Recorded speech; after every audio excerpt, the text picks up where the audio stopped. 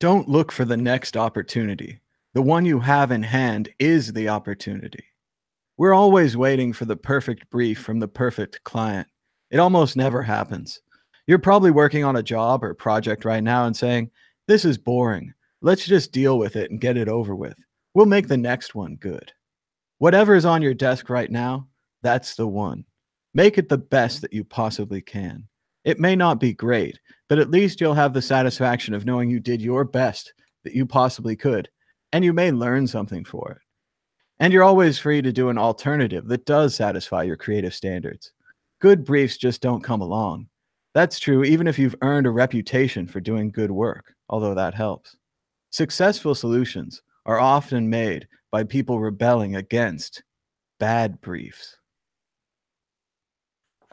Oh, hello. I didn't see you there. Welcome to Bitcoin Talk Show. That was just a little bit of it's not how good you are, it's how good you want to be. The world's best-selling book by Paul Arden. He's an advertising man, and here he's talking about what to do if you have a client or a brief that's not very good. And he says, do the best you can anyway. And I think that's a really good lesson, especially for these times. But let's go ahead and get started. I'm losing my voice already. This is a good start. This is Bitcoin Talk Show.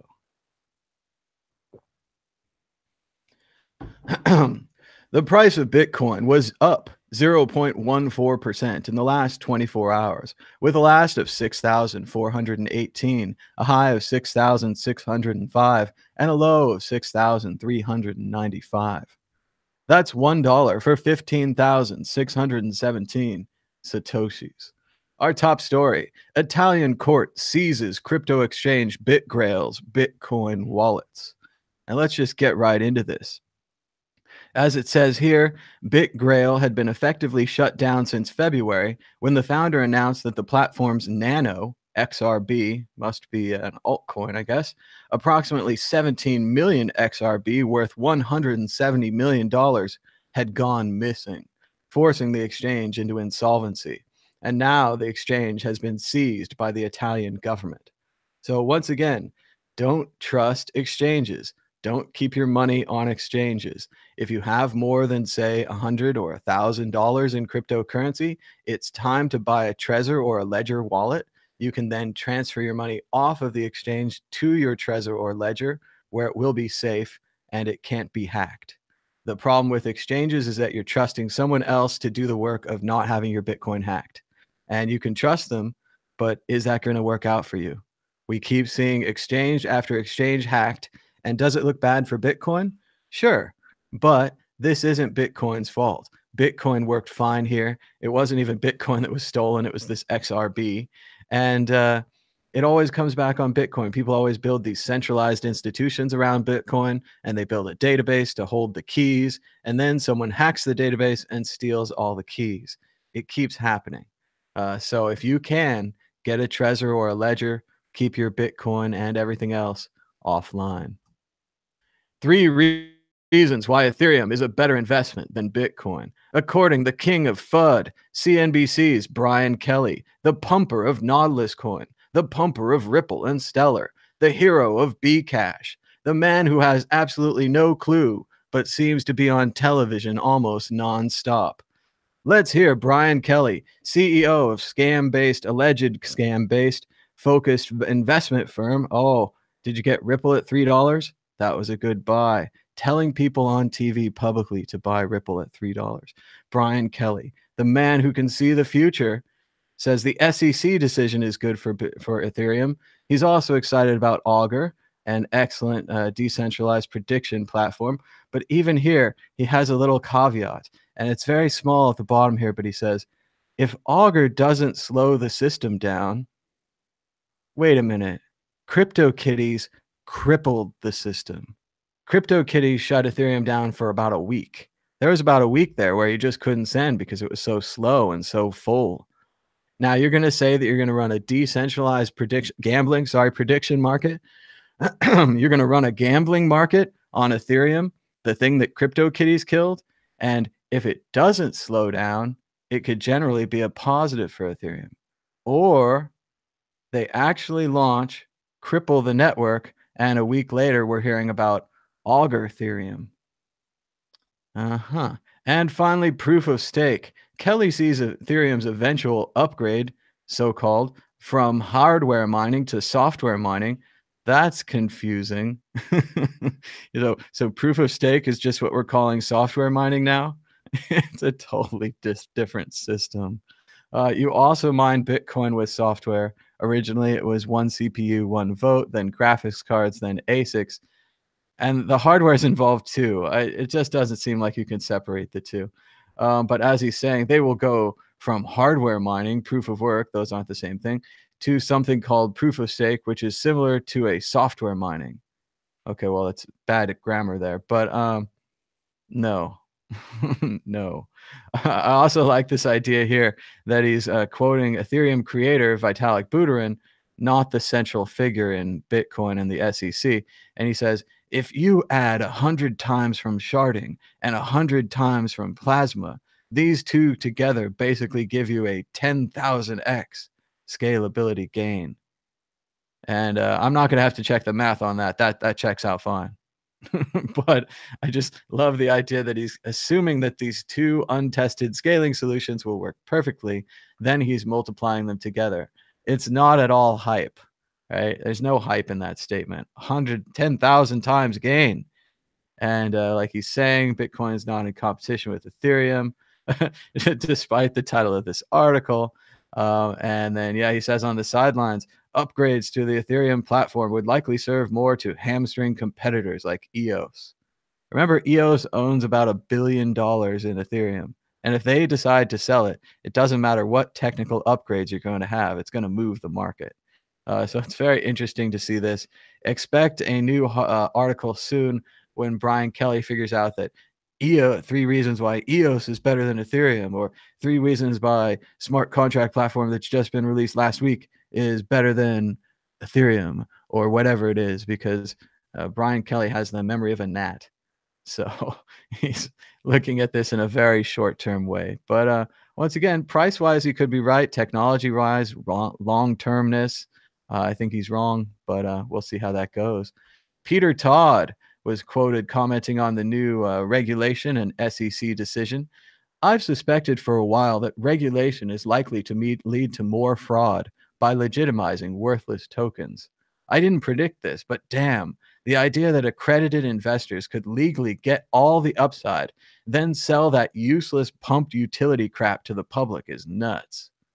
And that's what he's talking about. And what he's talking about here is the idea that, and Coin Center quotes this in their thing, is that the SEC could allow these ICOs to sell a so-called wrapped token to an accredited investor. So if you're an accredited investor, you have a certain amount of money, you're in a certain kind of club, and basically they don't have to worry about you coming after them if you lose all your money because you've got more. So these accredited investors with their credentials and decrees and officialdom can come in early and buy the, say, Facebook stock or whatever it is. Then after an unknown set of time, they can take these tokens and sell them on the open market. So basically they get all the gains. It pumps big time. They start selling. They sell them for more than they got them for, and they dump them on you. So it's pretty amazing that it says in this other article, the link to Coin Center here is that there have been reports that the SEC is skeptical of the idea that crypto startups could sell tokens packaged in security wrappers in limited offerings solely to accredited investors, with a promise that those tokens will eventually be unwrapped and usable by everyone. Hinman's speech suggests that the SEC has gotten over that skepticism.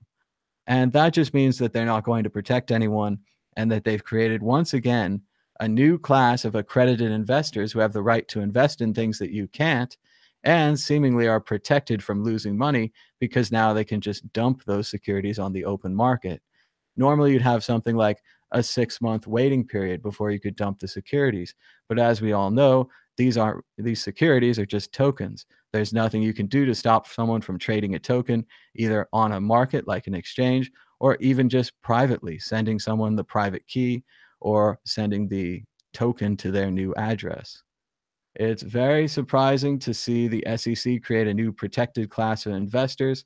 Once again, it seems like they're trying to recreate the old world of finance right here in the new world of Bitcoin. It's really sad, but it's the worst of both possible worlds, probably. We've also got a great report on EOS. The EOS block producing stopped. All the block producers had a conference call, and the chain will be back online in 3 to 6 hours. Like Whale Panda says, you've got to love that EOS decentralization. And it is funny in comparison to Bitcoin, which has basically been running nonstop for the last 7, 8 years, whatever it's been. EOS crashed almost right out of the starting gate, then had a conference call and managed to turn everything back on. So it's not a centralized centralized thing controlled by people. Don't send the SEC after this one either. There's obviously not a central control of EOS. There's not a central EOS foundation. It's clearly not a security. The SEC should just quit and shut down all their offices. Maybe they could hire someone from China to run their enforcement operations. So, Citibank fined $100 million for interest rate manipulation. Big story from Citibank. And remember, we just had manipulation in Bitcoin, but it turns out there's manipulation in the dollar too. Citibank will pay a huge fine for manipulating an important interest rate. Ooh, a huge fine. $100 million. That's like a penny to them. Are they shutting down any banks because of this huge $100 million fine? Oh, yeah, Bob, we were going to hire a whole bunch of new people, but now we're laying them off because, $100 million fine. It's nonsense. The office has zero tolerance for fraudulent or manipulative conduct that undermines our financial markets. But they can't declare Ethereum a security because it's too hard, because it's too big. But it's nice that they gave Citibank a slap on the wrist here. And again, this is tied into the manipulation of LIBOR, a benchmark interest rate that helps set lending rates across the world. So again, because of this manipulation, which they're being punished a whopping $100 million for, the LIBOR interest rate was wrong. So when other lending rates were set, they were wrong. So this is like a cascading wave of fraud that went across the market, but they're only punishing Citibank and only just a little bit. So expect this in the Bitcoin market, I suppose. There should be no problems now. We're back on track. I don't know. The court's decision to let AT&T and Time Warner merge is ridiculously bad. And let's just go straight to the summary by the awesome Verge columnist here, Nilay Patel. Apologies if I misspelled your name, but great work on the article. Here's his condensed summary. First, Judge Leon says that Netflix, Hulu, Google, and Facebook are major competitors to AT&T Time Warner, but both the government and the judge fail to note that all of them depend heavily on open access to AT&T's network to reach consumers. Then, the government's own expert witness bafflingly cuts down his side's arguments repeatedly, claiming the merger will save AT&T customers hundreds of millions of dollars. The government does not argue that AT&T preloading its own services and contents onto phones and prioritizing their traffic outside of data caps will create an unfair advantage over Netflix. In fact, Netflix is never substantially mentioned again after the introductory session. The judge does not understand that HBO Now and Netflix are both accessed by consumers in exact the same ways. Judge Leon quotes Randall Stephenson calling this a vision deal twice. AT&T points out correctly that it wants to see more people use more data generally, so it's fine with the other video services. But the government never makes the argument that AT&T will use its network to prioritize Time Warner content and services over competitors. The judge doesn't figure this out, so the government loses. And once again, this is about net neutrality. The companies that bring you the internet are also now the companies that own all the movies and television shows. So it's better for them if you watch movies and television shows that they own. So it's in their interest to provide a fast lane for content that they own and a slow lane for content that they don't. This means that companies like AT&T, AOL, Time Warner, and Comcast, Fox, Disney mega merger will continue to dominate, and small companies like Netflix will be wiped out. Netflix never could have risen with this. Facebook never could have challenged MySpace. We'll never know if anything could ever challenge Facebook because no one will ever be able to afford these fast lanes except the already entrenched ISPs who are now also content providers. Is it a conflict of interest to be an ISP and be a content provider? Undoubtedly. Why are we allowing this conflict of interest? Why are we allowing the internet to die?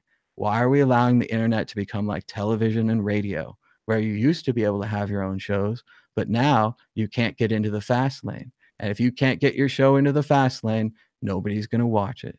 Believe me, you wouldn't use a Facebook where you had to wait a minute between page loads, would you? Really? When AT&T, Time Warner, AOL, Facebook 2 is so much faster? You won't be able to use BitTorrent. BitTorrent is not in the fast lane. Come on, people. Open up your eyes. Wake up. They're monitoring all your traffic. They're judging it, and they're putting it in slow lanes and fast lanes. This is the end of the internet. The level playing field that net neutrality allowed, an idea created by engineers, not the government, not a weapon that can be used against people unless those people break the idea of the level playing field. But remember, we've removed this rule. We've removed the level playing field. So now we just have to trust that these companies who own all this content, who get paid money whenever you watch all this content, who don't get paid money when you watch other content that they don't own, run everything. Alternatives will not pop up. The lines are entrenched. The reason that AT&T, Comcast, AOL, Time Warner were cable companies and now they're internet companies is because they own the cable poles. They own the physical lines, the copper, the thing that takes time to build. They own that. Now, previously, the government forced them to use those as a common carrier, similar to the telephone network where anyone could use those cables and those phones. That's not going to be this way anymore. They're going to own it. They're going to have fast lanes and slow lanes. You don't need high quality video. Already, we're making choices that we don't want to make. We're like, remember those old days when the internet was great and we had high quality video? Oh, it's so much better now that the corporations make more money off us. Come on. Don't give up that easily. There'd be a new mesh net. Yeah, it'll be like pieces of paper, like paper airplanes flying in the wind versus the internet. Yes, you'll get an email every day and it'll have text and maybe an animated GIF, and you'll watch that animated GIF for hours and say, "Gosh, this is so great. I'm so glad we built this mesh net." Humanity as a society worked so hard to build that internet, and then we downgraded to this mesh net because the corporations took over the internet and we couldn't do anything because we didn't understand the issue. And we just watched it in slow motion from the side. And we were critical of net neutrality because we didn't understand that it allowed us to have the internet. That's okay. You'll figure it out eventually. The Genesis files. If Bitcoin had a first draft, Way dies B money was it. Excellent article from Aaron Van Weerdum on Bitcoin Magazine, part of his early series, The Genesis Files, where he's writing about the origins of Bitcoin and cypherpunk history.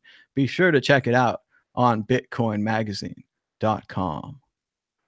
Half of the top 10 cryptocurrencies may be securities, crypto hedge fund executive. And that's the problem with the SEC's decision. They say Bitcoin and Ethereum are not securities, but they reserve the right to call everything else a security, which makes no sense. A digital asset by itself cannot be considered a security. However, depending upon how its creators decide to handle advertising and sales, it can become a security. It took me about 5 seconds to say, one hand over there launches the currency and the other hand advertises it. Why would the two hands ever need to meet? One of them was in Ireland. One of them was in Turkey. Now you can never stop it. Good job, SEC. Yeah, that's going to work. Coin Daddy. A great journalist requires a rare breed of characteristics. They must be smart enough to completely grasp the topic, but not courageous enough to be a player themselves. They then must not feel bad about that reality. That's how you get excellent writing. And Not sure if I exactly agree with him about courageousness. There is something courageous in telling the people about what's going on. You can only really do that if you're not involved. I do kind of reminds me of a story from the great movie The Paper with Robert Duvall, directed by Ron Howard. And in The Paper, he says he tells a story about how all the journalists, it was the end of some big war, and they were in a cafe in Europe, and they were living it up, right? They were drinking and having a great time at the table. And when they got back the bill, they were mortified, and they were what were they going to do? They were pooling all their money together. They were going to contact the office. They were going to have money sent in by cable from home. It was a huge problem. And a funny little man with a mustache at the other table scribbled on a napkin, and he drew a little picture, and then he signed it, and he signed it Pablo Picasso, and he gave it to the maitre d', and that took care of the bill. And the lesson of this story from the movie The Paper was that it's their world and we report on it. And we report on it, they live in it. And that's the difference between Picasso and the journalists, the writers at the table. Picasso could scribble on a piece of paper, get lots of money, pay the bill, whereas the journalists can scribble all they want and they only get a nickel of paper or whatever. So yeah, you would be able to use BitTorrent in the fast lane, but in the slow lane. So it'd be like if you're downloading with a 10 in the paying for Comcast traffic and everything, and then you're downloading with a 1 for BitTorrent. Like, yeah, you could get a high quality movie over 2 weeks or something. It's not, again, if you're having an incredibly degraded service, like we were talking about the mesh networks where you could receive email. Yeah, we could have an incredibly degraded internet because we allowed the corporations to take over the real one. That's a terrible idea. I don't want anyone taking over the internet. I'm not leaving the internet for a inferior network or whatever. They're changing the internet into this new network. So yeah, 56K modem speeds. Get ready for that. We used to be excited because a page of text could load really quickly. And I'm talking about only text. Coin Lord. Wow. Bcash lost half its hash rate in just a week. Half its hash rate. Almost seems like they turned off their Amazon web servers or something. And I saw this great picture of a bear at the Nashville Zoo. And sadly, this reminded me of Bitcoin. The boy keeps jumping, and the bear keeps jumping as well. So, yeah, it's a sad commentary, but a very cute video. John Carvalho, just again, I've been referencing this tweet, but I wanted to read it to you guys again. John says, I made a conscious decision not to join the ICO craze to fund my business, because not only do I find it unethical to offer a pseudo security without actual equity, but because I knew the SEC would see it as a security offering anyway. Yet, my obedience only cost me in the end. And yes, it is very unfortunate, at least right now, with the decision that the SEC's made, that anyone who acted early and broke the law, what do they say? Act fast and break things, something like that. Anyone who did that is fine.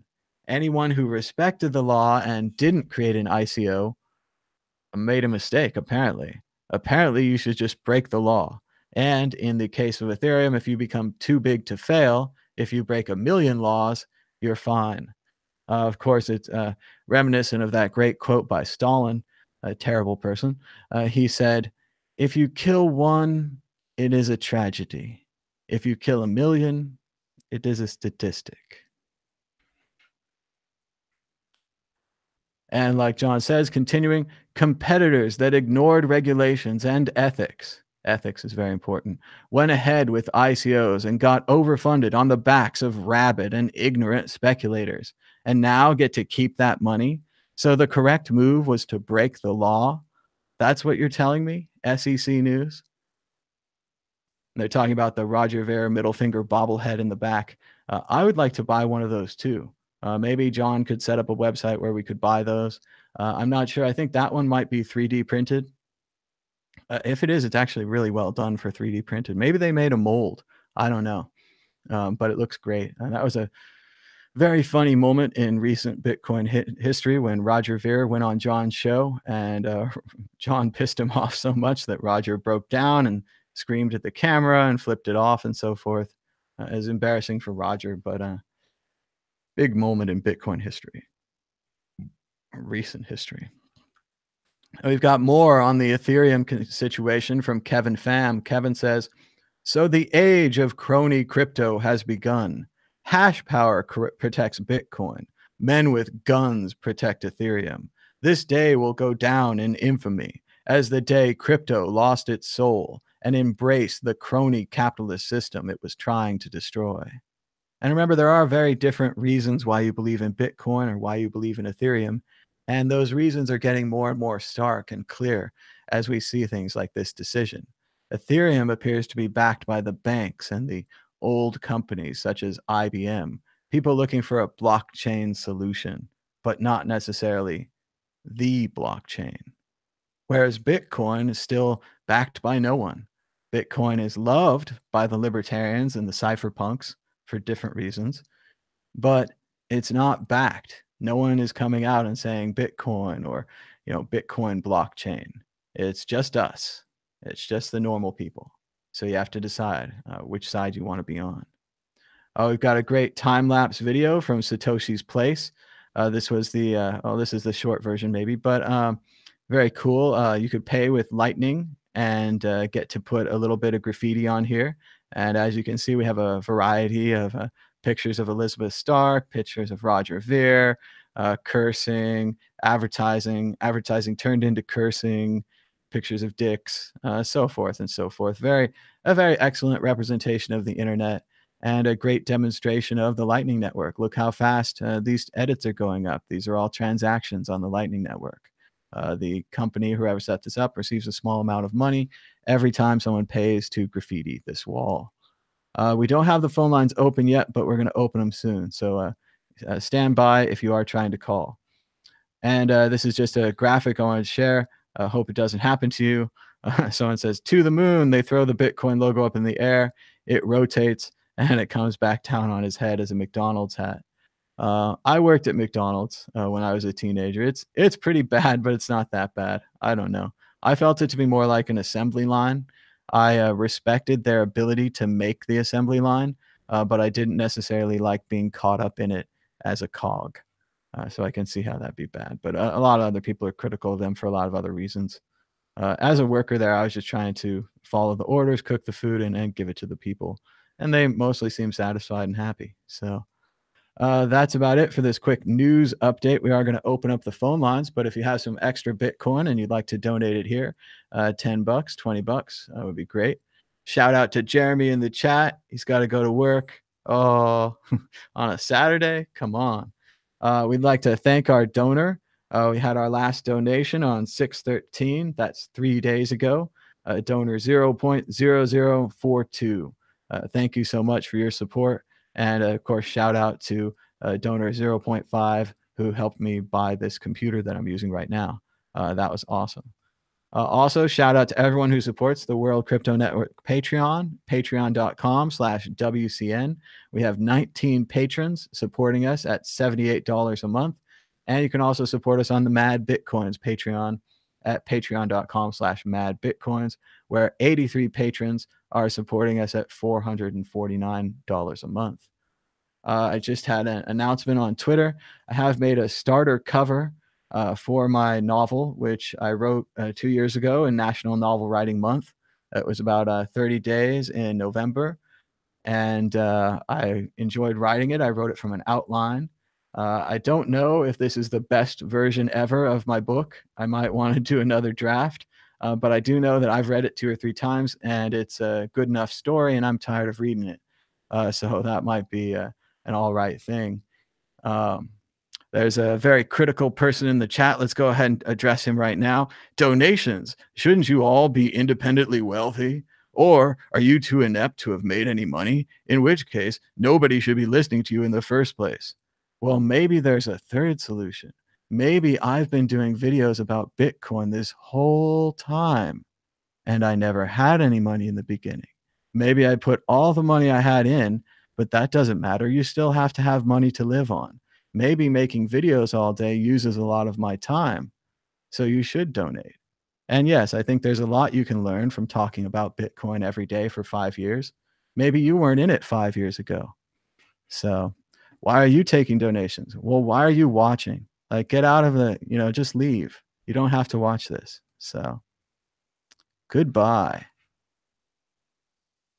And Gabriel was asking if this book was the one where Satoshi has to break back into the NSA to retrieve his private keys.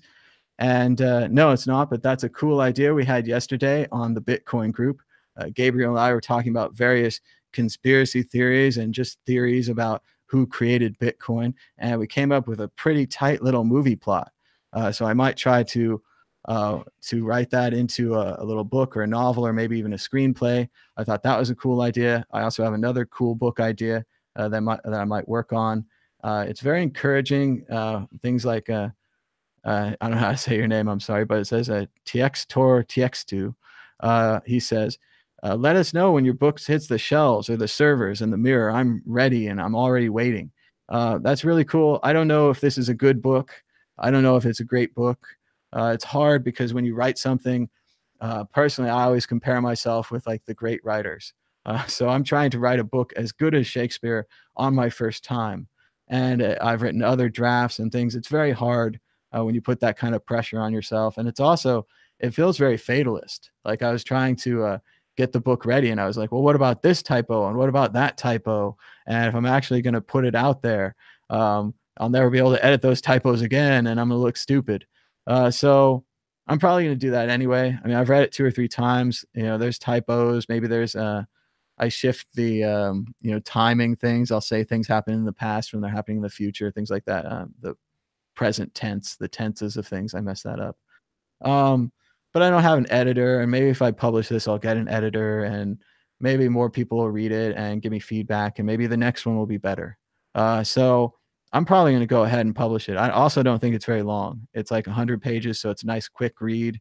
It's going to be a nice low price. I think I'm looking at maybe $5, which would give me, according to Amazon, $3.75 a book. That seems pretty cool. If I sold like 1,000 books, that'd be $3,000. So that's pretty cool. So I'm working on that. I'm definitely going to do a short reading of it at the end of this show. But I did want to open up the show to callers. We did have someone trying to call early. You can go ahead and give us a call back now on World Crypto Network on Skype, all one word. Jeremy's asking if it'll come in hardback. Probably not. I mean, Amazon seems to have a pretty simple system for doing the Kindles and for doing the paperbacks. And it'll be probably a very small, inexpensive print-on-demand kind of paperback. Hello, caller. You're live on the World Crypto Network. What's your name and where are you calling from? Hi, Thomas. My name's Jeff. I'm calling from Ohio. All right, Jeff. How's it going in Ohio? What are your thoughts today about Bitcoin? Going well. I'm calling partly to cheer you up a little bit. You seem to be down in the dumps the past several weeks. I just wanted to offer some moral support. I've been listening to you for quite a while, and you sort of helped me along the way. I wanted to do the same for you. Well, thanks so much, Jeff. Yeah, it's a bummer because I believe in Bitcoin so much. I just always hold it, and Bitcoin went up really high, and I mostly managed to hold, and now Bitcoin's gone down pretty low, and I'm afraid it's going to go lower. So I've had to make some sells to protect myself, and I just want to be open about that. I still believe in Bitcoin. I think it's awesome, but just there's something bad in this downtrend, and I just want people to make sure, like that graphic, they don't have to go work at McDonald's.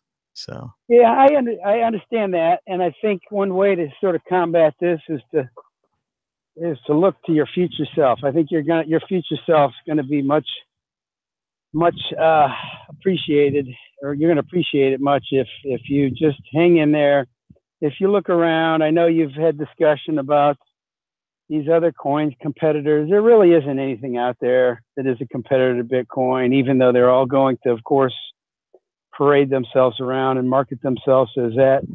There is nothing else like Bitcoin. That's reflected in the price. Eventually, the smart people are going to see this, figure it out, I've always said, you know, if Bitcoin breaks, it will go to zero. I haven't seen anything on the horizon to consider it's going to break. And if it doesn't break, it's going to go to a very high number as it's adopted. Look out a few years.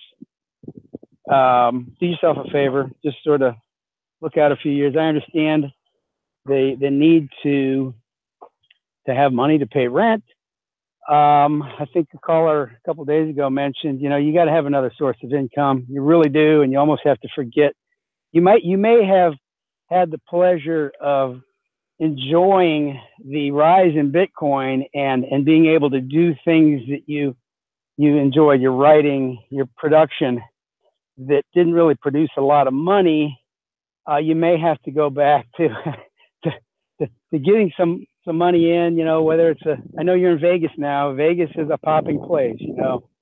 You can earn a living there. But it'll be well worth your while to hang in there. Just look towards the halvening as the supplies cut, as the smart people really start getting into it. I really hope, you know, you hang in there. You've been really a long-term a blessing to me. I got in Bitcoin in 16. I didn't get in full force. I got in full force early 17. It's been been a blessing. And I understand the technology. It took me 6-7 months to understand the technology. I was very reluctant to participate. And once I understood it, I really went in. I went in with both hands and both feet. That's the way to do it.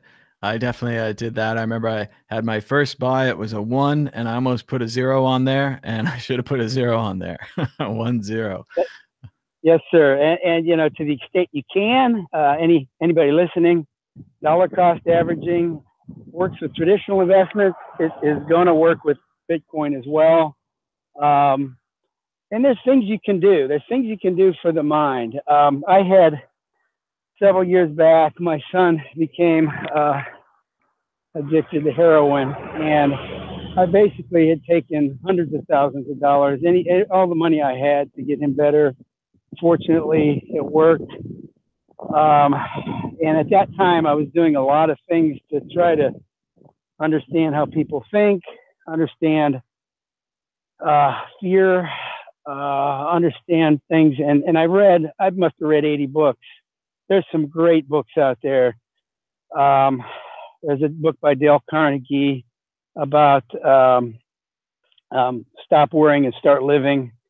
It's just chapters and chapters and chapters of interviews from people in the Depression and how they coped with life. And it really helps the mind. So anything like that, any of your listeners now who are struggling because of price, you know, it's like you said, it's just the number of Bitcoin you have is going to be the same in several years relative to fiat. It's going to be higher, but you've got to work through these things. So that's one book I know that could be helpful if you're interested. I know you're a reader.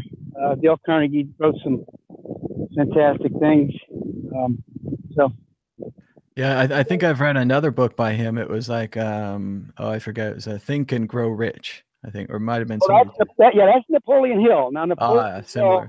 Can offer some excellent insight on overcoming fear in the mind. If you haven't read many of his books, again, you need to dive into those head first. That will help ease a lot of the concern and worry. You get introduced to what a lot of people struggled with in the Depression. And Napoleon Hill actually interviewed about 3,000 men, and he was able to put together just some fine pieces of work. You know, the title's a little misleading. It's really not about growing rich. It's about conquering your mind and the fear. And believe me, Wall Street traders, they have this nailed. They understand human emotion. They understand how to separate people from their wealth. So hopefully those books might be helpful, either to you or maybe some of your listeners. I found them very helpful. Excellent, excellent. Thanks so much. Oh, we're echoing. Sorry. Let's see. All right. Okay. Yeah, it's better. Sorry about that. But yeah, thanks, Jeff, so much for your call. I'm not that concerned about myself. I have options where I could make money. There's a lot of things that I haven't done, like having more sponsors and making deals with companies that I think I could do. Doing the Bitcoin meetup here, I think eventually, if we grow the meetup, we could have some deals with the casinos and some other Bitcoin ATMs. I think those would be good sponsors for us, and it would slow down the shows a little bit. We'd have more sponsorship and things like that. But that's an option. Worst case scenario, I could always go back and get a job. Previously, when I did get a job, I had to make many less videos. So that would change things here. Yeah, you need to be maybe a little adaptable. Maybe you go at this period, this bear market. Hopefully, it's going to be over this year. But maybe you cut the shows back to 2 a week.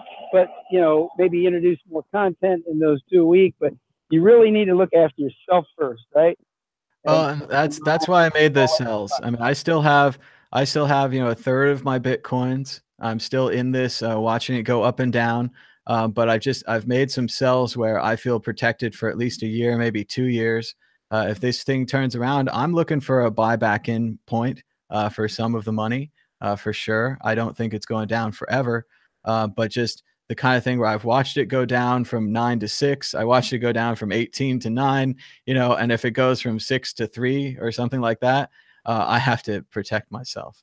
So yeah, I'm just telling people about it. I mean, I used to try not to talk about my money and stuff. I don't think it's an important thing, but just for clarity and being honest, that Tether thing shook me up. Overall, it just kind of woke me up that we might be in a bear trend, a downtrend. Whereas personally, I'm so bullish about Bitcoin. I just always see it going up, and I always see it as the world's new money and all that. But maybe it's the world's new money in 5 years instead of 2 years. It's just a time issue. So. And that could be. And you're a young person. I've heard your discussion on Tether. I've heard this for a number of months now. I happen to think that, like a lot of things that Wall Street does, and it's not a conspiracy. It could be, but somebody commissioned these people to develop this. There's a good article today. I'll try to link it to you later. Provides a little more detail on how Tether actually works. I think a lot of people don't really understand the details of how Bitfinex works. There's still some unanswered questions, but if you read that article, you feel a lot better about it. And the worst case scenario, if Tether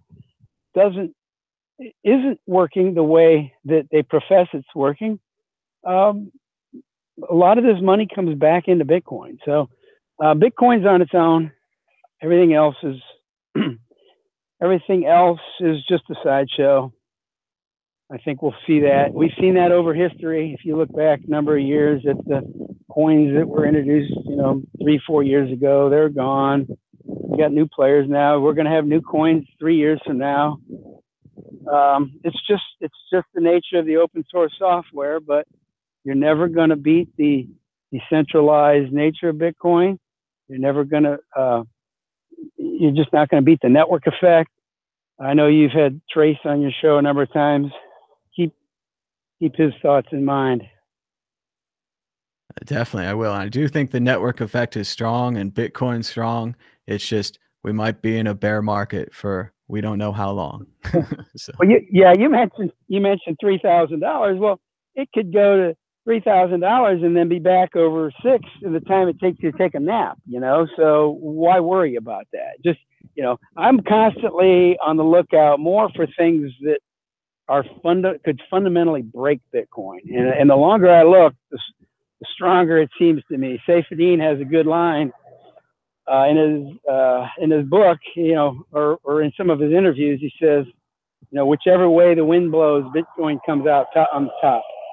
And the more I look at the environment, the more I see things, the more I agree with his statement. True that. Well, thank you so much for your call, Jeff. Give us a call anytime. Thank you, sir. Thank you. You can give us a call right now on Skype at World Crypto Network, all one word. And shout out to We Smoke Bitcoins in the chat. He says, it's the end of the world as we know it, and I feel fine. Fascinating side note, I have that song memorized. I can do it at karaoke. Hello, caller. You're live on the World Crypto Network. What's your name and where are you calling from? Hello, Thomas. This is Mustafa. I'm calling you from Oklahoma. All right, Mustafa, how's it going? Driving that truck? I'm driving the truck, man, living a dream.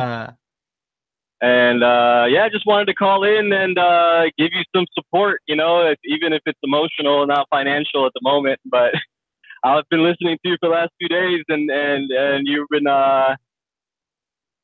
you know, struggling, I think, about the whole tether thing, and you know, having to sell some of your Bitcoins is very unfortunate, in my opinion. It's a bummer, but it's a little bearish out there, and to maybe make some suggestions of, like, you know, maybe some sources of income for you, you know, and it's that, I mean, the whole thing is making the sells is the income. So I mean, I'm good. I just, you know, I'm going to be fundraising more. I'm going to be doing advertising more. I mean, and basically you just have to look. I mean, when I basically when I was holding everything I ever had in Bitcoin, when I saw it go to 6.6 recently, I would have been like, yes, we did it. We're out of it.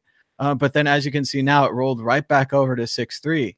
And sadly, that's my hypothesis here. My hypothesis is that we go higher, then we go lower, we go higher, then we go lower. And I hope that that turns around, and I hope that we do hit a bottom, and I do think there is a bottom out there. I just don't know where the bottom is. So, well, I mean, you know, in my opinion, I would love for Bitcoin to go to 3,000, for example, just because I'll be able to buy a whole bunch of it, you know. Like, you know, I bought some Bitcoin last year, the year before that, or whatever. I kind of stopped doing that towards the end of the year, last year, because the price just went too high, and I couldn't really afford it. You know, I've been dollar cost averaging or whatever since then, just you know, just to feel like I'm still participating, you know, but I haven't made any big buys or anything like that since then. But I guarantee you that if the price drops below 5,000, you know, a lot of people that are in my situation, which, you know, we're doing good, but we're not like rich or anything. But, you know, I'm working. I work 8 days a week pretty much. So, I mean, I make money, and I'm not doing anything with it except for waiting for a good opportunity to buy Bitcoin. You know, I don't really invest in anything else. You know, I'm not an investor. But the only thing I believe in these days is Bitcoin. You know, a decentralized way to save your money and you know, keep it, actually own it. You know, but I did want to ask you. I know you guys do a podcast. Have you ever maybe thought about doing like a radio show? Oh, well, this kind of is, well, I mean, I don't know, like a reel on a radio. Yeah, I mean, I would like to do that. I mean, this is kind of good practice for that. I did a college radio show. Gosh, I want to age myself here. 20 years ago, I did a college radio show. But sadly, it was one of those transmitters that didn't really go anywhere. You could hear it if you were in the gym or the dining commons, but nowhere else. It barely covered campus, let alone the surrounding area. So mainly it was just like practice for a radio show. And this is kind of practice for a radio show. What's surprising here is we have a pretty good size audience. It's not actually that bad. So, I mean, this is a good kind of practice thing. And I think if I had a couple of sponsors, it wouldn't be such a volunteer effort. I do kind of like volunteering, though. I like being able to say that I don't have any sponsors and I don't have anything to sell you. And I'm not looking for you to invest in my crypto hedge fund or any of the new magical things that I'm making. And I'm not selling my time to you directly, although I guess I could try that if people want to do consulting, and I'll teach them how to use an exchange or how to buy and sell Bitcoin or something. I don't know. Or just talk to them about books and movies or whatever. But no, and again, I mean, I made my sell, so I'm not concerned. I'm sad that I made my sells. I think Bitcoin's awesome.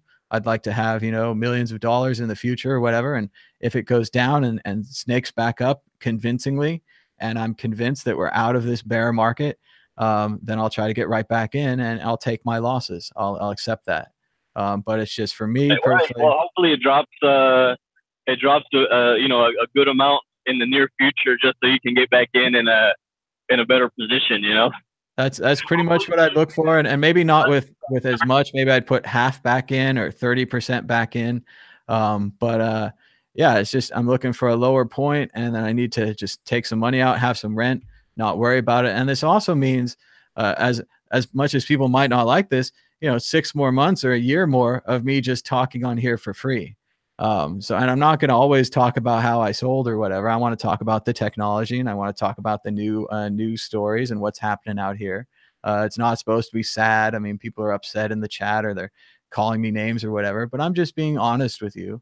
No, of course not. We appreciate your honesty, man. And you know what? A lot of people are in the same position you are. So the fact that you're voicing it and putting it out there, you know, it makes people think that, okay, well, I'm not doing, you know, if I was like you and I sold most of what I was holding out of fear or out of necessity, then, you know, I might have felt bad about it. But now that I hear you do it, you did it too, and you're one of the voices that a lot of people are looking for advice and guidance.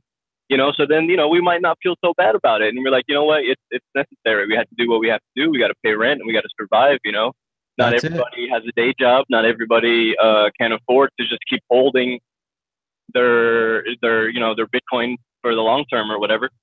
And maybe somebody's working on a project out there, and they manage to sell a little bit, finish their project, sell the project for money, or it starts a new thing, all that kind of stuff. And I also think we need to change the way that we react when the community goes up, right? When it goes way up, we need to be taking small amounts of profit, you know, every once in a while. Maybe take 1% a week or 5% a week, just some kind of, it's so hard, because yeah, when it was 20K, I was with you guys. It's going to go to 25. It's going to go to 40. You know, how could I sell something that's going to be at 40? I remember telling everybody the day Bitcoin hits 10,000, I'm going to sell at least one Bitcoin just to get $10,000 in my hand and go around telling people I made this money from Bitcoin.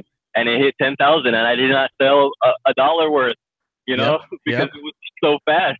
It was, I was supposed to buy the house at 10K. It was like, oh, it passed 10,000. Oh crap, it's already 12.5. It's already 13. And then there was like, oh man, let's just wait for 20. And then it hit 20, and they're like, well, we might as well wait for 30 then, huh?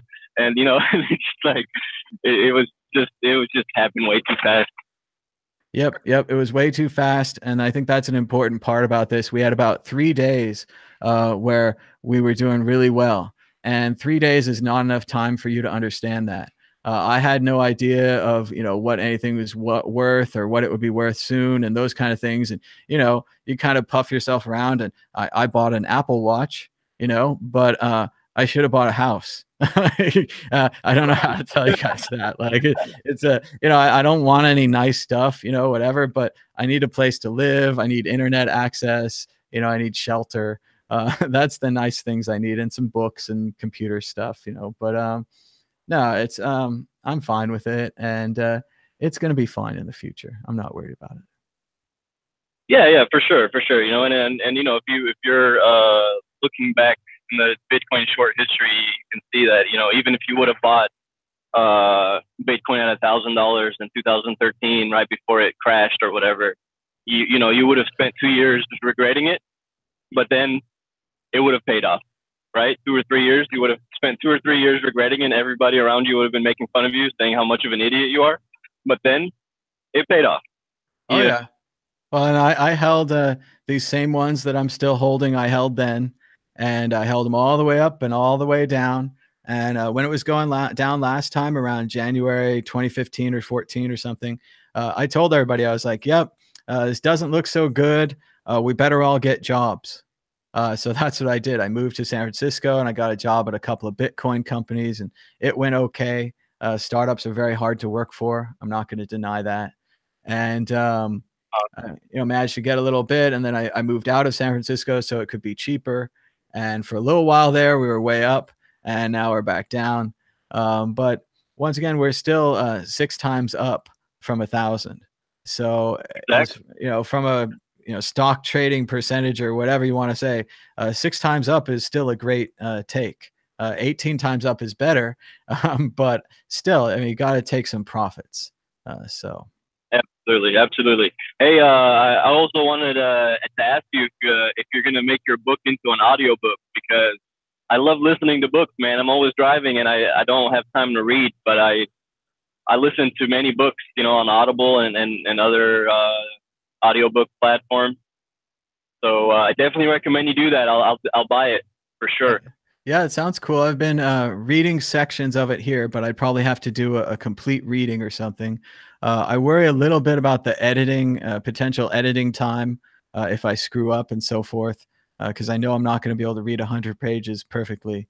But people seem to like it when I read, and I like reading. So it's also going to expose all the typos and all the problems in the book.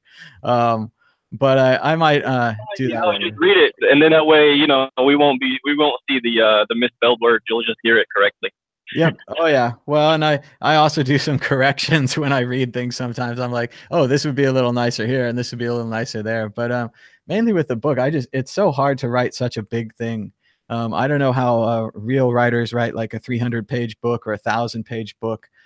So many characters, all different connections.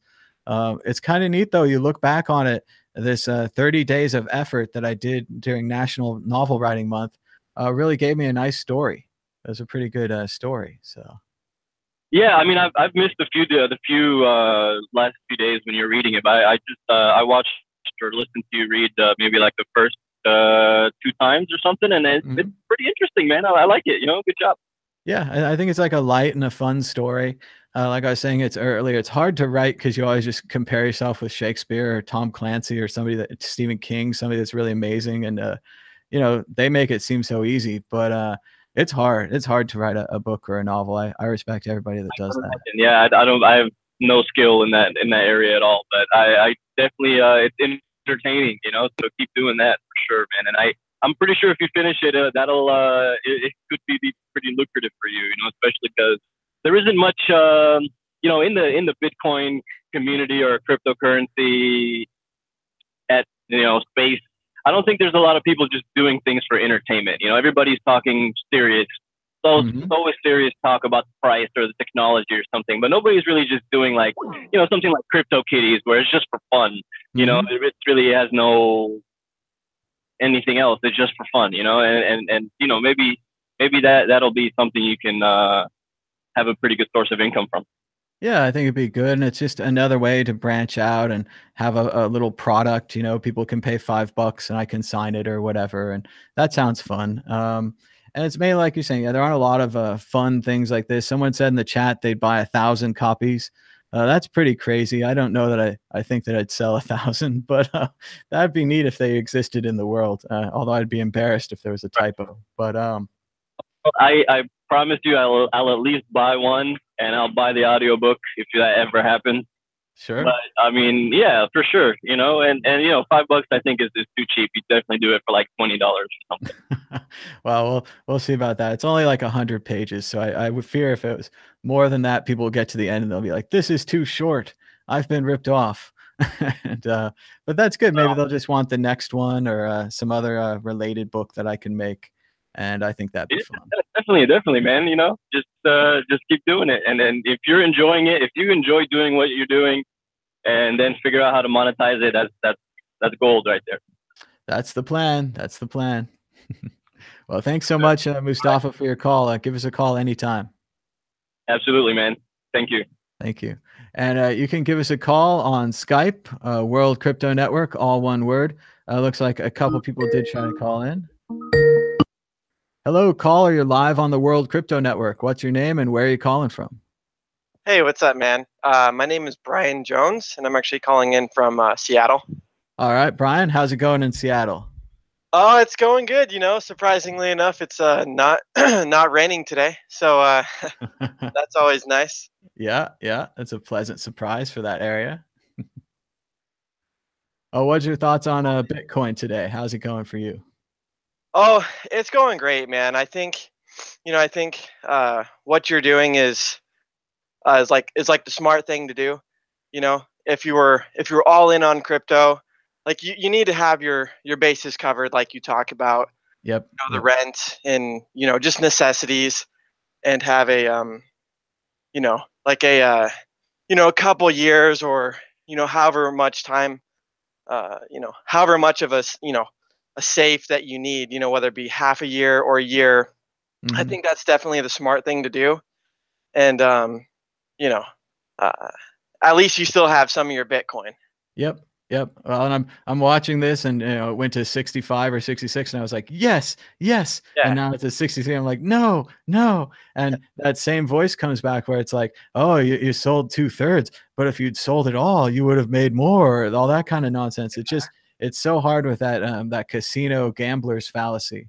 I remember the movie Casino. They talk about it, and Robert De Niro, and they just explain it so well.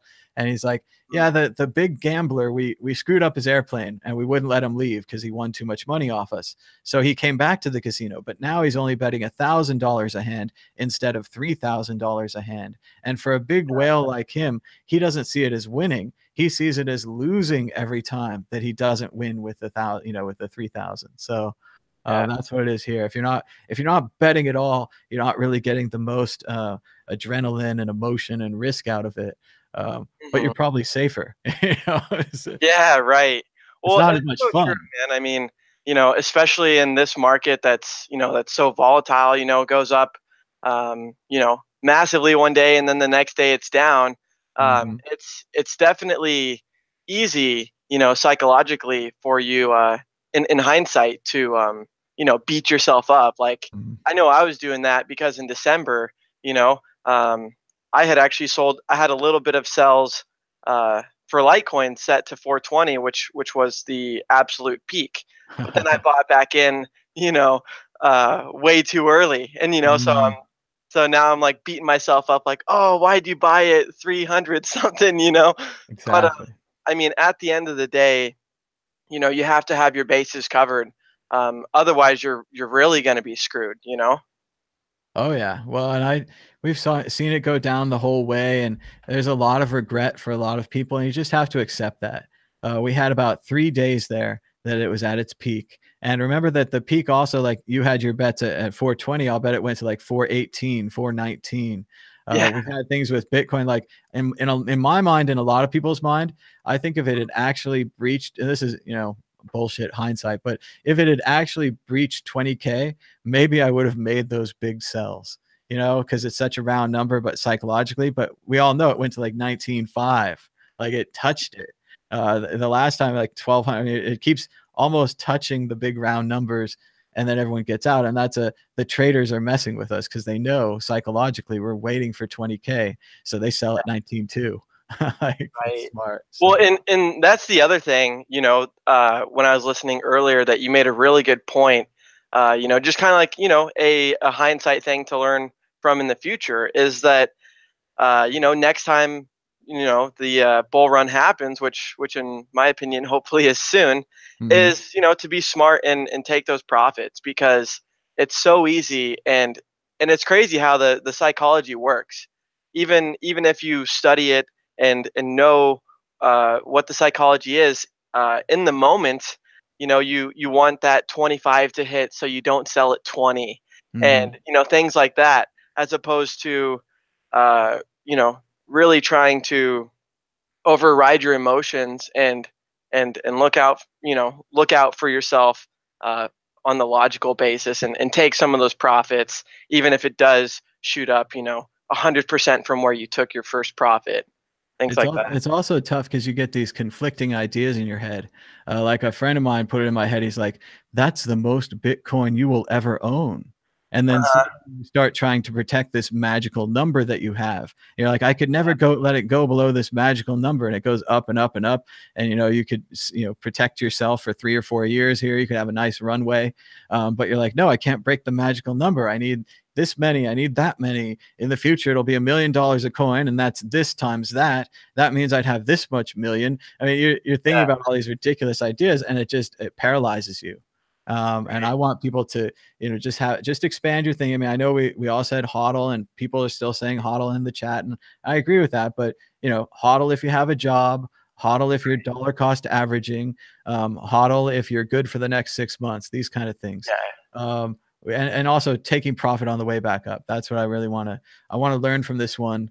I want next time people are like, oh, it went up 30% yesterday, and they're like, I took 5% profit. It's like, all right, cool. You know, just something a little bit. Let's take a little off the table. Let's protect everybody. So Yeah. Well, and yeah, that is one thing I do want to kind of talk about. I mean, so many people, you know, hodling is great, right, for the average person, but I mean, even for myself that purchased in, this is where that hindsight is 2020 comes into play, because even for myself that, you know, sold at the peak but then bought back way too early, you know, I've still held through all the way down, right? So I'm, you know, still down as far as that goes in the short term, and you know, when it goes back up, I'll be up on my purchases. But I mean, you can, I mean, like you said, if you have a job, it's a lot easier to hodl. But think about it. I mean, if you buy something, you know, let's just use Litecoin because that's the one that I was purchasing. If you buy it at 300 and then it's going all the way down to 1, I mean, I don't know. I mean, I think at a certain point you kind of gotta cover your bases and you know, try to put some logic there. I mean, you know, I think a lot of people. I mean, I think that the dollar cost averaging thing and averaging your sells and buys are really underrated, because that's one thing that I've learned is like, you know, you mentioned on the next bull run, you know, sell 1% a week to 5% a week, just as an example. You know, I think that's a really smart idea, because you know, you could have been hitting Bitcoin at, you know, 1200, 1500, 1700, you know, stuff like that before it went down. And I just know like a lot of people say hodl, hodl, hodl, and like that's the only answer. And you know, for like that answer doesn't work for everyone. So that's just kind of one thing I wanted to comment on, because I know there's a lot of people that, you know, might be in the same position as me, hypothetically, that, you know, purchased in December, and then now, you know, complete capitulation has set in, and and now, you know, a lot of people are like, you know, they don't even have faith in the markets, because you know, they purchased at 300 and then it went down to 100. I mean, so that was just one thing that I wanted to say as well. Well, you just have to stick in it, and if you are really dollar cost averaging, you're now, you know, buying your coins at half the price or whatever. You're Right. reducing the cost of your entire investment. Yeah. It's hard. I think what's hard about dollar cost averaging, and like we're saying here, investing more when you're down, is that it's not satisfying. You know, you're buying like $100 a week. It's not very exciting. If you're buying like a 0.1 a week, you're like, oh, it's a 0.1. Now it's more. Now it's less. Or, you know, or you get such a small amount for your $100, but it's that unsatisfying part that's protecting you, is making you Right. invest slowly. It's making you slowly expand. So Yeah. Exactly.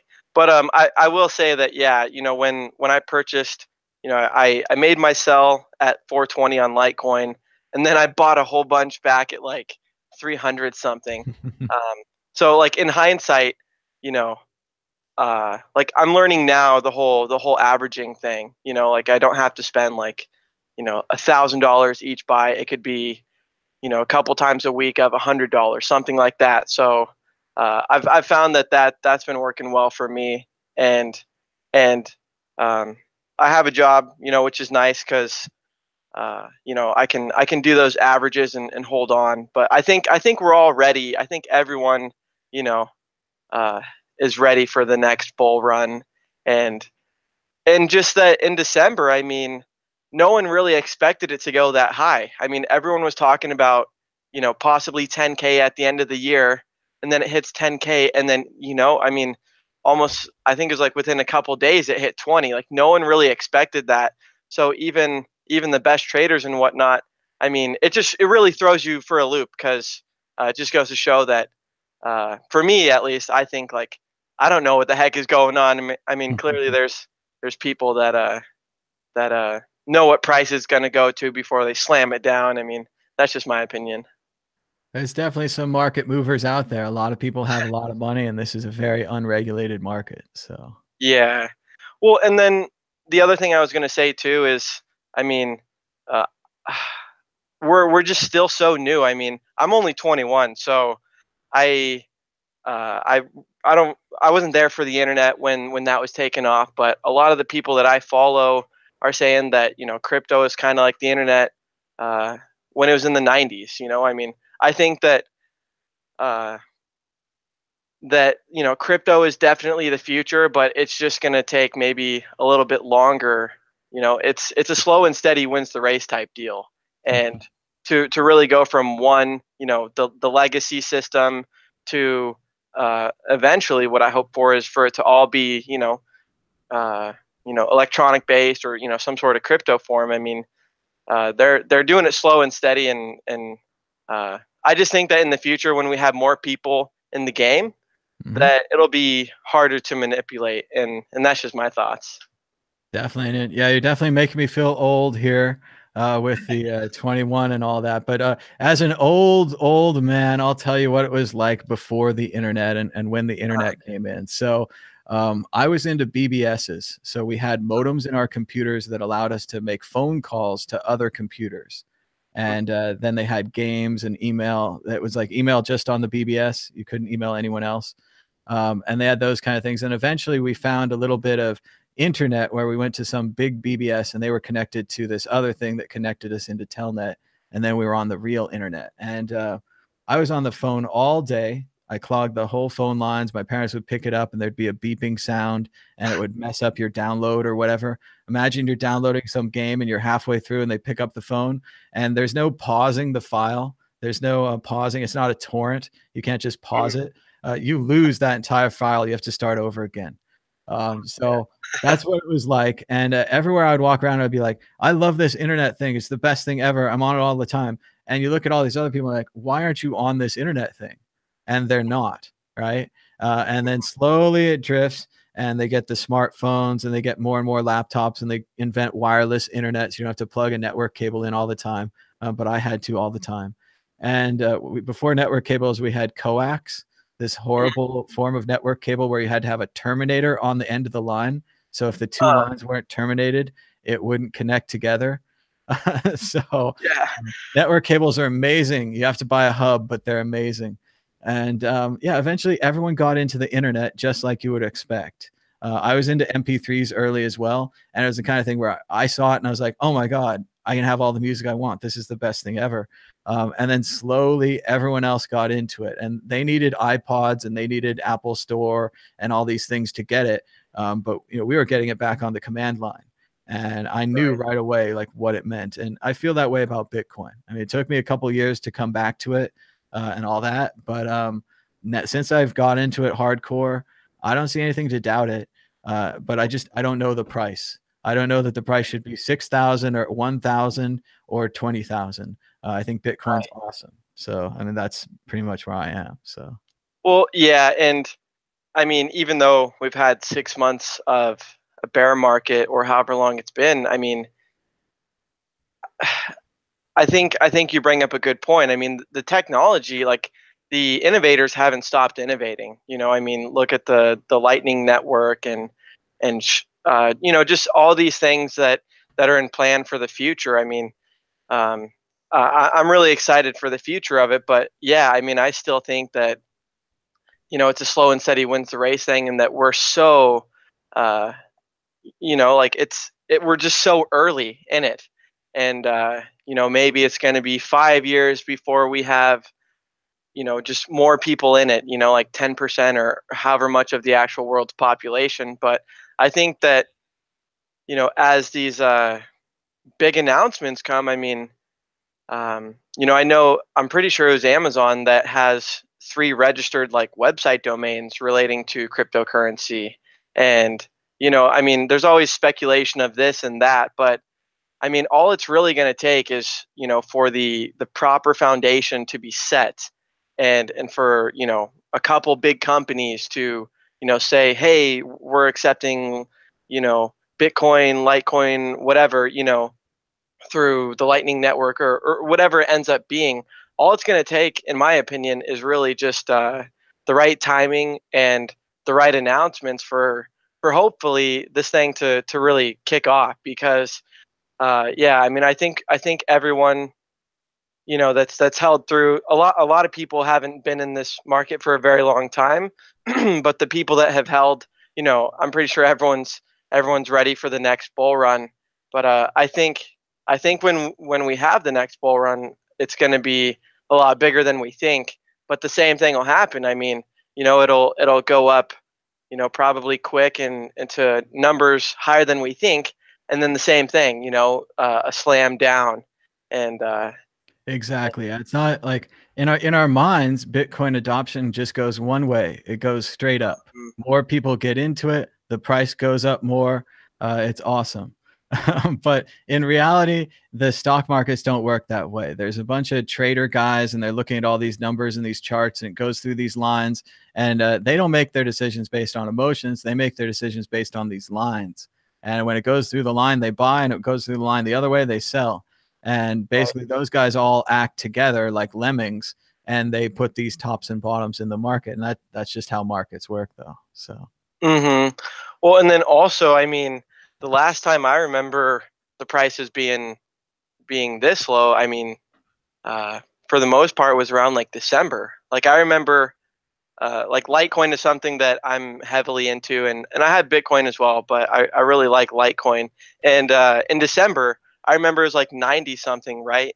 And I was debating, like, just my mind was playing tricks on me. Like, do I buy more or do I sell? Like, it's at 99, and I was buying. I haven't been in the market like a whole long time. I was buying like in May last year when it was like 30 something and $27 a coin. And so, anyways, I was like, I could either sell for 3 times profit or keep buying, and then it was like 4 days later and Litecoin was at like 400, and it was just kind of like unbelievable to the eyes. And so anyways, I'm definitely averaging more and purchasing more at this time, but I'm definitely excited for the future, and it'll be nice once just once we have more people in here, and and it's more I don't want to say regulated, but I think we're all looking for, like, less manipulation, because the whole Mount Gox thing, I mean, that was kind of frustrating. And yeah. there's been a whole bunch of things that have been pretty frustrating as well. So I think we're all ready for the good news to actually start affecting the price, because there's definitely been continuous good news, and just because the price is down, I mean, it doesn't stop the main developers and the programmers from working. They're constantly working on this. Definitely. We're just looking for that next bit of good news, whether it's Amazon taking Bitcoin or China changing their stance and allowing Bitcoin again. We have a certain amount of good news out there that you can just assume eventually will happen. One of the things yesterday or whatever, as much as we're critical of Ethereum and SEC and securities and so forth, them deciding that Ethereum is not a security and Bitcoin also is not a security is good news. That very much could have gone the other direction. So, right. Well, and that's very true too. I mean, a lot of people are looking at the U.S. markets, and with uncertainty too. So I mean, definitely. I mean, they could definitely stifle innovation if they had went the other way and started bashing Ethereum, because what would that mean for some of these other things? And so anyways, I definitely think that was a good piece of news as well. And it seems like every day, there might be a couple bad things in the news, but in my opinion, there seems to be more good than bad. And I think as far as the market goes and as far as the price goes, just from like a total opinionated standpoint, I mean, it was towards the latter half of the year, quarters 3 and 4 of last year, that the price, that kind of like the bull market kicked in. And the at the beginning of the year of like 2017, I mean, Bitcoin was what, like $1,000 something, and Litecoin was like, I don't even know the price, but I know that they were a lot lower than they were at the end of the year. So I mean, I definitely think that hopefully, if history repeats itself again, that that the latter half of this year and the latter half of this year will have another bull run, and hopefully it's as good as we expect. Well, we'll just have to wait and see how it goes. Exactly. Thanks so much for your call, Brian. Give us a call anytime. All right, man. Thank you. Appreciate the show, and talk to you later. Thanks. And we've got a little bit more for the caller there. I had another lesson I wanted to teach him. This is a chart of the South Sea stock, and this is the very first bubble in the stock market. And this is the story of Isaac Newton, one of the smartest people ever lived on the planet. And as you can see here at the beginning, Newton invests a bit. Then Newton makes an early exit. He's happy. He's made money. But then what happens is, as you can see right here, Newton's friends got rich. So right up here, Newton re-enters with a lot of money. It goes up and over. And then down here, Newton exits the market broke. So this is a very good lesson to a lot of people. Nobody's smarter than Isaac Newton. Maybe Einstein, maybe 5 other people, you know, that kind of thing. And he couldn't figure this out. The same thing that happened to Newton could happen to us. We don't want this to happen to you. Remember right here, Newton exits happy. Take some profits. Accept your profits. Don't reinvest your profits just because it turns a little bit. Give it some time. I would just give it some time. So we're still watching the price of Bitcoin. It's down 0.18% to 6,397. Someone in the chat woke up and said, what happened? What happened to the price? Did another exchange get hacked? As it turns out, an exchange did get hacked, but they got hacked a long time ago. What happened yesterday is that an Italian court seized the wallets for BitGrail after BitGrail had been hacked, losing $170 million in something I've never even heard of called Nano or XRB. They apparently had 17 million of these XRBs and lost them. I don't think this is why the price is down, though. This is just some news that happens to be related. And you mentioned an exchange. I think, sadly, that we're in a bear market and that the rise to 66, which was cool and was caused by the Ethereum SEC decision, ended up turning back over. So again, from a long-term market type perspective, what we're looking for is the long-term uptrend to continue. Previously, people could draw a line for the long-term uptrend through the bottoms of all of these, and it would keep going up. But the problem is right here, we broke the long-term uptrend line. I don't have a line here, but if you imagine that there's a line connecting all the lows, you might not even be able to see that. But anyway, that's what I think happened. I think we're in a bear market.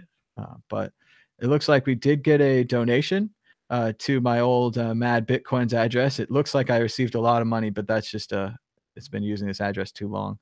We received a donation for 0.01312,976.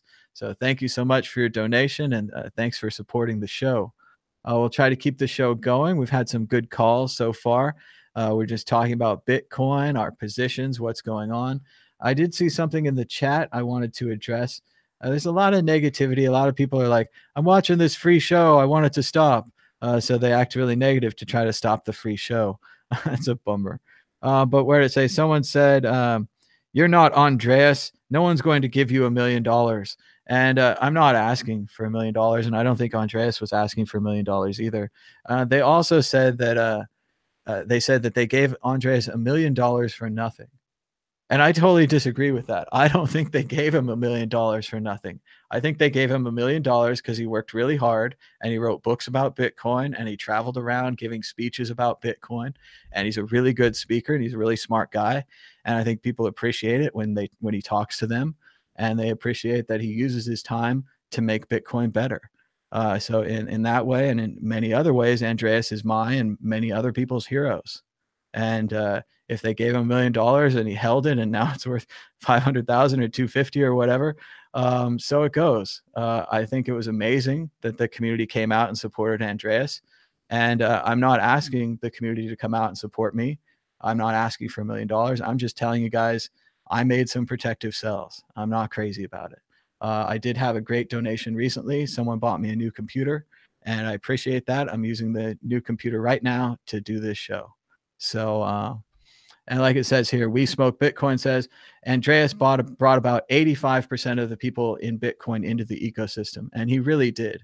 The early videos that I watched were Andreas videos, very inspired by them.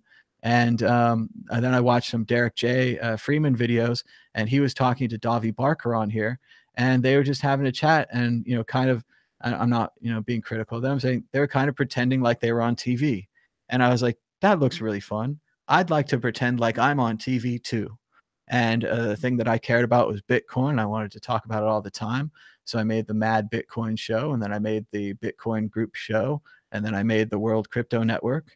And then we had a bunch of live chats and live streams like this, where you could talk to us as Mount Gox crashed, or as the Silk Road was shut down, or or when SegWit was launched, or when Bcash split off.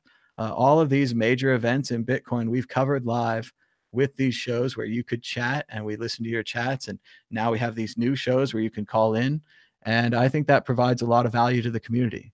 And I think eventually we'll likely have to support this value with advertising and with corporate sponsors. And I'm okay with that. I hope you're okay with that. Basically, I like existing on donations and so forth, but I don't think that there's enough of them. And I don't think that's your fault. It's a tragedy of the commons. It's a known thing. But I think there are companies out there that will sponsor this and other kinds of shows. We're working a lot with podcasts now. Be sure you subscribe to the World Crypto Network podcast on iTunes. We have more than just this show, more than just the World Crypto Network. We've also got Adam Meister, Andy Hoffman, Ansel Linder, the JW Weatherman show bit, the Hodled Noted podcast. We've got a lot of great podcasts on there, and it helps us out if you subscribe. And we do have advertising on the podcast, thanks to this company, Acast. They automatically insert the ads in there. So that's why they're probably cutting me off mid-sentence, even though they're supposed to have an algorithm not to do that. But it is great. It's great to get a little bit of ad money going. And as the Bitcoin space grows, shows like this grow, and there'll be more ad money. And as the Bitcoin space shrinks, like right now, there's less ad money. So, but we just keep going with this. And I consider it to be fun. And I think it's a good project. I always wanted to have a book in the library, and people could go visit my shelf, and they could see my book, and they could hear my words and think about what I thought about. And that's what I always thought when I go and read Vonnegut or anybody like that. I go to their shelf and I think about them existing in the library. And in a lot of ways, this is me existing in a library. If Google and YouTube are still here, then this will be here forever. So scientists and historians, researchers in the future might study this and other shows that we've made as a time capsule of what people thought about Bitcoin.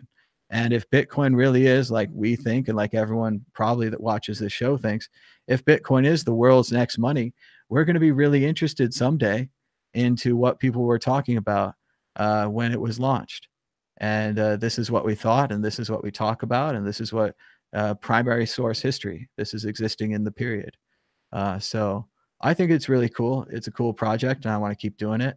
But yeah, I'm making the protective cells means that I can. In a few years or whatever, when the money from the protected cells runs out, we'll go to donations or more advertising or get a job. But until then, I'm going to try to keep doing the show because I think it's fun.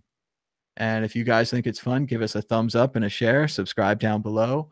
Give us a call on Skype, World Crypto Network. Otherwise, I think we've been on for at least an hour, maybe two. We'll head towards the end of the show. I'm going to drink some water. And I think we'll try another reading of To Satoshi with Love, the novella that I wrote last year during a National Novel Writing Month in November. It's a great project where you just write. You just say, pound those keys. And if you get 50,000 words by the end of the month, you win. So I won 2 years ago in 2016. It was fantastic. And then I kind of put this in a drawer and I maybe read it once or twice, but I didn't think about much. And recently I went through and tried to fix all the typos and things that didn't make sense. And hopefully I got them, but you know how it is. You can't really draft things perfectly, but you do the best we can. And I don't have an editor or a book publishing company or anything. So I'm working on making this a Kindle and a paperback on my own. It'll be a small paperback, just kind of a starter. And if it works, maybe I can write other long stories like this, and maybe even have an editor or more people to help on it. But for now, it is what it is. I started reading it aloud a few days ago. People say they're enjoying it, so I'm going to keep doing it. And I think it's fun. So just a quick recap for those of you who haven't caught the previous sections of To Satoshi with Love. We were introduced to Satoshi Nakamoto, a pink space alien who crashed an Ethereum-shaped spaceship into John Front's house. John Front, we met his friend Mara, who works at Chain River, similar to some other names, no doubt. And then we met Donald Trump, or at least a satirical parody of Donald Trump, not to be taken seriously. This is a light and fun book. But because I was writing it in November and the presidential election was going on every single day, it got into my mind, and Donald Trump is a character in this book. So I hope you can understand that. And so far, Mara is just been introduced, and I think she's on her way to go meet John. So here we go. Satoshi had been hogging the computer all afternoon. Fortunately, I still had my phone and was generally too confused by the whole situation to do any meaningful work. But this distracted me more than the whole pink alien who invented Bitcoin hacking away in his 4 terminal windows on my computer all day. The pizza had been devoured, and we weren't expecting any guests when the doorbell rang. I looked through the peephole. Oh shit, what is she doing here? I don't think we had plans. Get rid of her, Satoshi said, not even looking up from the screen. I opened the door, but Mara didn't stop to talk. I can't believe you're not watching this, she said, pushing by me to turn on the TV. She grabbed the remote and switched the channel to Fox without even seeing the pink alien in a white t-shirt who had been hogging my computer all day. The Cubs are winning the World Series and you're not watching it. It was 6-3 at the time, with many twists and turns to come, but she was right in general. The Cubs were about to win the World Series. This might not mean anything to you, but to Cubs fans, the drought had been long, for some lasting an entire generation. It had been 108 years since the Cubs last won the World Series, and to someone from Chicago like Mara, to say it was a big deal was an understatement. Where have you been? She said, still fixated on the game. I tried to G-chat you all day, but you're not around. Oh yeah, I forgot to turn the app on. Satoshi's been hogging my computer all day. Who? What? She turned around suddenly to see the pink alien in a t-shirt at my computer. She passed out on the couch, remote in hand. It was a short one, so I'm going to read another short one. I put a cold washcloth on her forehead and propped her head up with a pillow. It was a good thing she'd fallen on the couch. She could have really hurt herself on the coffee table. Mara, are you okay? You passed out. The Cubs were winning the World Series. Her eyes seemed to flutter. And then there was a pink alien at your desk, and you said he was... She sat straight upright. You said he was Satoshi. She looked around to see if the alien was still there. He was. He smiled and kicked out his arm as if to tip an imaginary top hat. Satoshi Nakamoto is the name, ma'am. Spreading Bitcoin's my game. You had quite a fall there. Are you all right? She passed out again. And that's about it for this short reading of To Satoshi with Love, a short novel or novella that I've been working on. I wanted to thank our Bitcoin donor, 0.01312,976, and thank our other Bitcoin donors, 0.0042. Thank everyone for signing up for the Patreon on World Crypto Network and Mad Bitcoins. I had a great time doing this show with you. It was an early morning on Saturday morning. I hope you guys have a good Saturday. I saw some people were heading out to work. That's rough. You got to work on a Saturday, but make the best of it. I hope it's inside and air conditioned. And hope everyone has a great Saturday. Maybe we'll do one of these later today. We had some great callers, and it was super fun. So until next time, bye-bye.